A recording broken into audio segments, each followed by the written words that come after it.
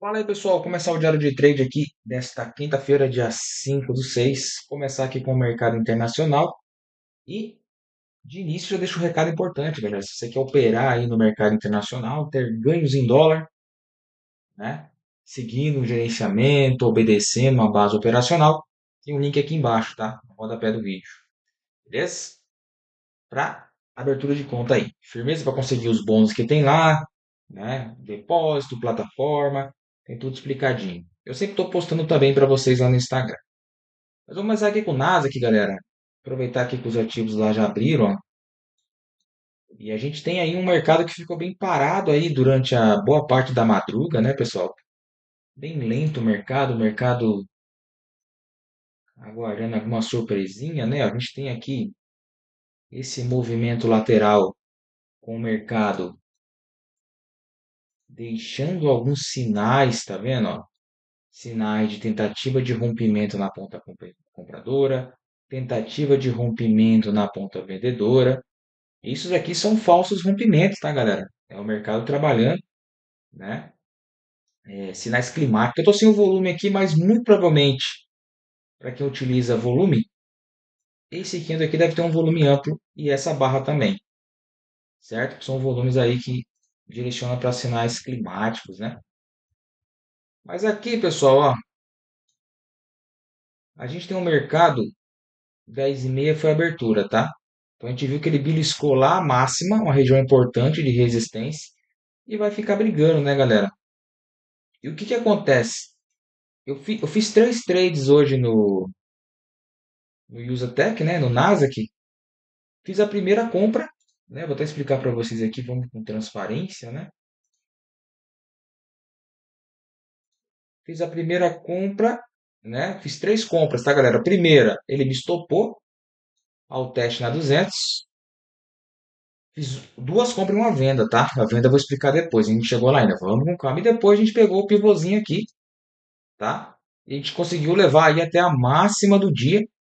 Porque segurar para condução, pessoal, estava extremamente difícil, dado esta região aqui, ó, né? Com região de defesa, máxima do dia, pavio, o mercado simplesmente não deu brecha ali para comprador, porque logo defenderam, tá? Aí teve esse impasse aí do que está acontecendo no mercado global aí, né? Com Trump, com Musk aí, as ações da Tesla acabou despencando, e a gente teve uma virada muito forte. E o ponto-chave do movimento que vai acontecer aqui, ó. Olha esse pullback, coisa linda, ó. Olha esses pullbacks que o mercado fez na parte da tarde, pessoal, né? São pullbacks com gatilhos extremamente técnicos, né? Porque o mercado já iniciou o processo de fuga, né? Então, a cada pullback que o mercado fez aqui, ele simplesmente pagou na ponta vendedora, tanto que gerou uma vendinha aqui, né? Gerou uma vendinha aqui que deu para pegar uma movimentação boa aí. Tanto que vocês podem perceber, ó, o mercado abriu, como ele abriu bastante esticado, estão entrando repique. Pelos 60 minutos tem uma média móvel de 200 períodos, tá? Então aí só para vocês entenderem. Deixa eu só confirmar aqui que média que tá aqui, cara. A aritmética, achei que era exponencial devido à curvatura, né? Acho que é coisa do gráfico mesmo. Mas de fato aí, entre máxima e o fundo de hoje, né? Galera, são 426 pontos, cara, é muita coisa, velho. É muita coisa, tá?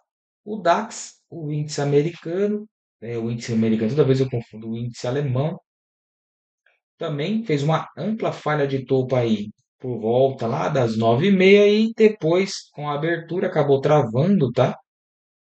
Acabou travando aí, mercado totalmente parado. Vamos colocar como destaque também o ouro, pessoal. Porque o ouro de madrugada já havia entregado uma movimentação de alta extremamente técnica, né? Uma movimentação de alta extremamente técnica, um movimento bacana. E como vocês podem perceber na parte da tarde, aqui, ó, parte da tarde não, no começo da manhã, ó, 9h30, né? Aqui é o ponto-chave, porque você já consegue perceber defesa vendedora, defesa vendedora, mais a defesa vendedora, mais a defesa vendedora, mais a defesa vendedora. Ou seja, são topos descendentes, tá?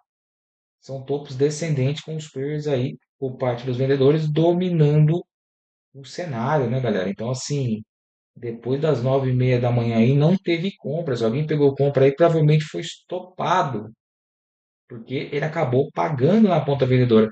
E o ouro, geralmente, ele anda em movimento inverso do Nasdaq, né? Que quando gera um pânico do Nasdaq, os investidores correm para o ouro, né? Para reserva de valor.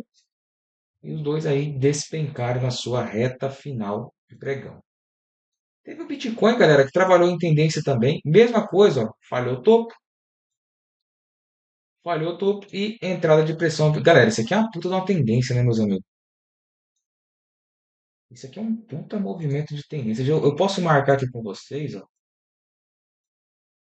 lá de cima, né? Na falha de topo. Aí você vai pegar uma correção complexa, que é a mesma coisa que uma bandeirona, e você só vai interpretar aqui, ó, os rompimentos que o mercado está trabalhando, ó. Tá vendo? Consequentemente, o mercado nem sequer ameaça a média móvel de 20. Aqui que ele tentou o primeiro teste, ó, acabou enroscando no movimento. Isso aqui é super tendência, galera. Um alinhamento perfeito, cara. Isso aqui é movimento aí que poderia dar todo um dia, né? Que eu costumo dizer, ó. Costumo dizer para vocês, ó.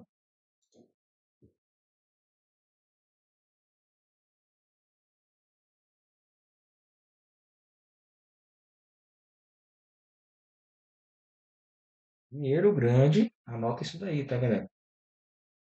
Anota isso daí, ó. Dinheiro, né? Grande está em dia de tendência, pessoal. É aqui que vocês vão mudar de vida, né? Conforme o mercado consegue entregar uma movimentação boa. Mas tem que saber diversificar o seu portfólio de day trade, né? Porque se a gente ficar só amarrado no mini índice, vai ficar difícil, tá? Rapidão, tá, galera? O mercado internacional, que é um pouco mais tranquilo, a gente vai rapidão. E vamos aqui vamos pro dólar primeiro, porque o índice foi um pouco mais complexo. Porque o dólar hoje, galera, cadê o movimento? Aqui é o índice, que é o dólar. Dolinha. Dolinha entregou uma tendência. Cara, eu sei que, assim, ó, tá caindo o preço, galera. Olhando o gráfico assim, o que vocês enxergam? O movimento tá caindo? O gráfico tá trabalhando de forma descendente? Negativo? Tá. Quase 1% de baixa. Mas, galera, não é uma tendência simples de se pegar, não, tá? O book estava vendedor, o mercado veio caindo. Eu vou dizer para vocês, cara, se eu não tivesse feito a vendinha nele aqui, eu teria quebrado cabeça para vender esse ativo depois, cara. Porque para quem perdeu a venda aqui, o cara, meu, vai ter que tentou vender por aqui. Provavelmente foi violinado, né? Não foi tão simples, pessoal, mas o que que a gente vai entender, ó?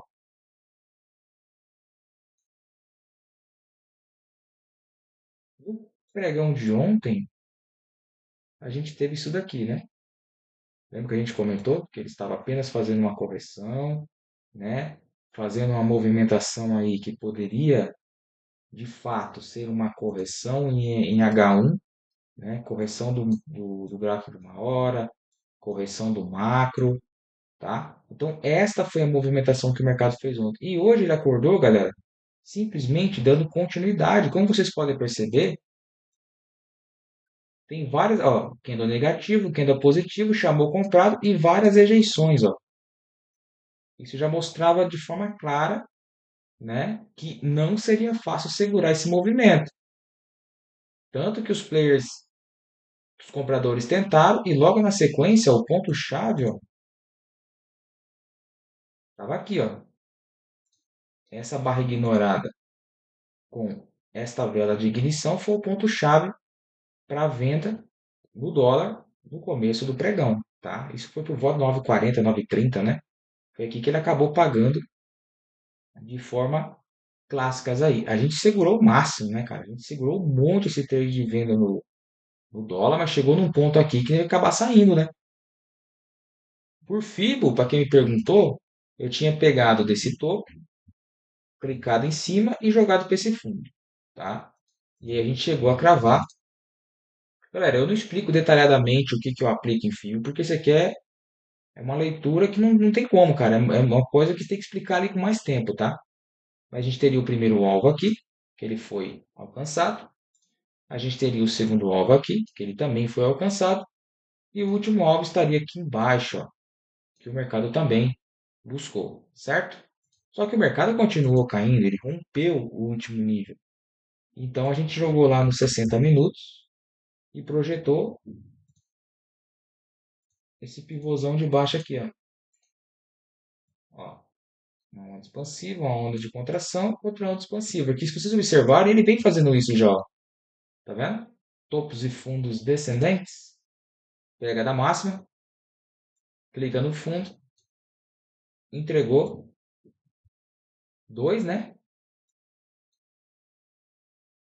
Ó, entregou o primeiro, o segundo, e ele estava indo para o último, ó. Provavelmente, se tivesse continuação de pregão, ele teria entregado o último alvo aqui, porque ficou bem alinhado para isso, né? Jogando lá no diário, ó, o macro já dizia, né? O dólar insinuava para quê? Para queda. A gente vinha comentando, né? Tava lá uma lateralidade aí que estava durando uma Copa do Mundo, né? Olha só, uma lateralidade sinistra e ele insinuava para queda.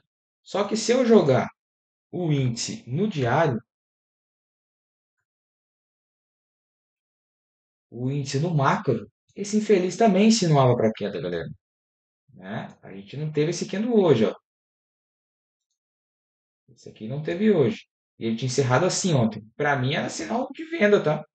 Sinal de baixa, até porque vem fazendo uma estrutura aqui que não diz nada com força compradora. E o que que fez hoje?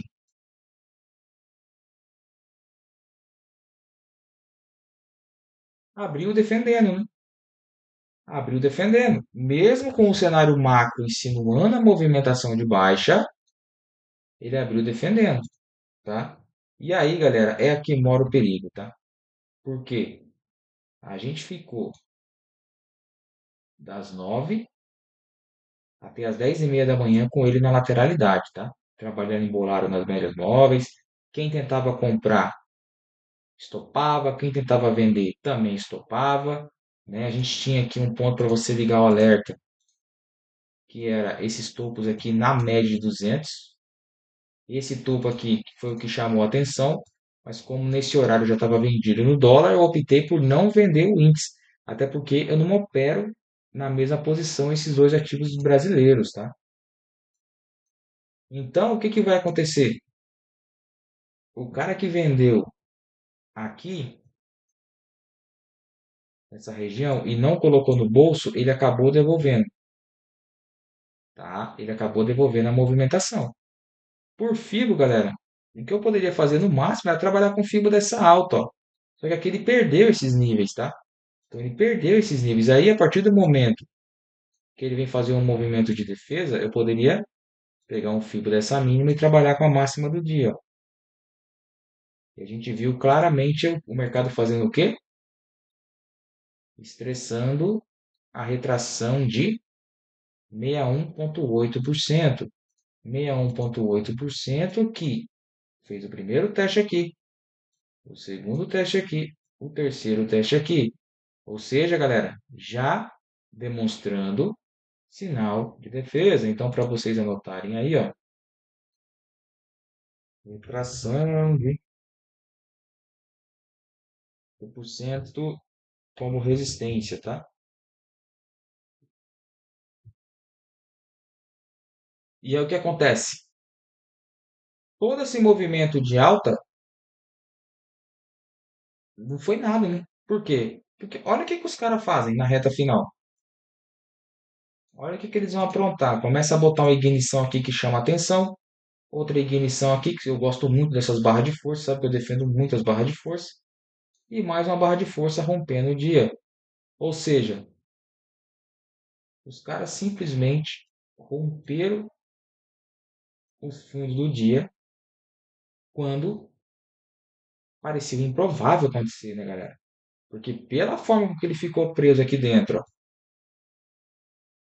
passou um ano preso aqui dentro, meio que um alargamento, não sei que padrão é esse, e simplesmente na hora que rompe os caras defendem, depois eles conseguem romper de novo, ficou extremamente perigoso o cenário.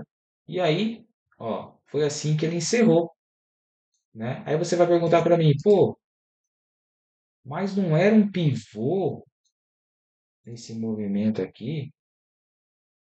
Não era um pivô de baixa, amor? Tudo bem, ó. Expande, contrai, expande. Galera, isso aqui é um movimento medido do dia. Só que antes aqui foi o massacre da Serra Elétrica. Me perguntaram, mas que padrão que ele fez ali? Será que ele não queria fazer uma falha de topo? Galera, coloca assim, padrão mundiça, tá? Tá bom demais. Não fez nada. Não fez nada essa movimentação. Foi igual ontem, ó.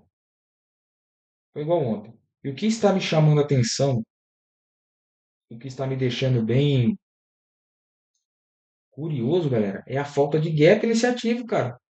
Não é um ativo que fica desse jeito, não, viu? Vários pregões seguidos sem gap, cara. Gap expressivo que eu falo, né?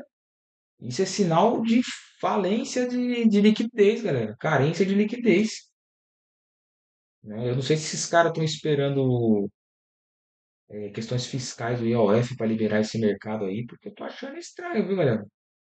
Essa pancadaria no começo, depois os caras entregam a movimentação de tarde, né? Ou eles estão deixando o tal dos copy trades se matarem aqui a manhã inteira.